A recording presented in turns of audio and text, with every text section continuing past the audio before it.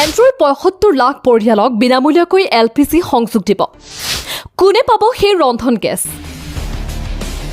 প্ৰধানমন্ত্ৰী উজ্জ্বলা যোজনাৰ অধীনত আৰু ৭৫ লাখ নতুন ৰন্ধন গেছৰ সংযোগ প্ৰদান কৰা হ'ব। কেন্দ্ৰীয় চৰকাৰে এই সিদ্ধান্ত গ্ৰহণ কৰে। লগতে প্ৰধানমন্ত্ৰী উজ্জ্বলা যোজনাৰ অধীনত ৰন্ধন গেছৰ দামো কম কৰা হৈছে। সেই জমা বিনামূলীয়া ৰন্ধন গেছৰ সংযোগ কোনে পাব চাওক। উজ্জ্বলা যোজনাৰ অধীনত দেশৰ আৰু ৭৫ লাখ পৰিয়ালক বিনামূলীয়া LPG সংযোগ প্ৰদানৰ সিদ্ধান্ত কেন্দ্ৰই লৈছে।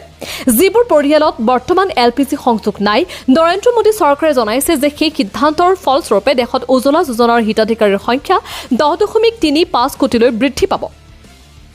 ৫ মঙলবাৰে কেন্দ্ৰই জনাইছে যে প্ৰধানমন্ত্ৰী উজ্জ্বলা যোজনাৰ অধীনত দেশত ৭৫ লাখ নতুন LPG সংযোগ প্ৰদান কৰা হ'ব। ইতিমধ্যে আঁচনিৰ বাবে আবেদন কৰাসকলে লাভ কৰিব সংযোগ। লগতে উজ্জ্বলা যোজনাৰ কিছুমান চৰ্ত সাপেক্ষে অধিক পৰিয়াললৈ জমা বিনামূলীয়া LPG সংযোগ প্ৰদান কৰা হ'ব।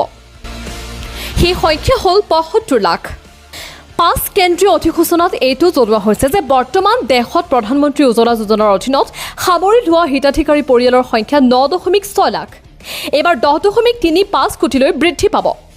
উজ্জ্বলা যোজনাৰ গ্ৰাহকে কিমান কিনিব পাৰে ৰন্ধন গেছ? কেন্দ্ৰটোৰ মতে প্ৰতি চিলিণ্ডাৰ ৰন্ধন গেছত ২০০ টকাকৈ ৰাজসাহাৰ্য দিয়া হয়।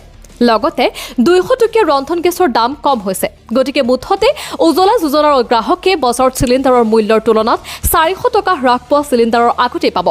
উজ্জ্বলা যোজনাৰ গ্ৰাহকে এতিয়া লাভ কৰিব ৭২৯ টকাত। উজ্জ্বলা যোজনাৰ অধীনত আবেদনৰ চৰ্ত: ১. আবেদনকাৰীৰ বয়স ন্যূনতম ১৮ বছৰ হ'ব লাগিব। ২. সেই ঘৰখনত আন কোনো LPG সংযোগ থাকিব নোৱাৰিব। ৩.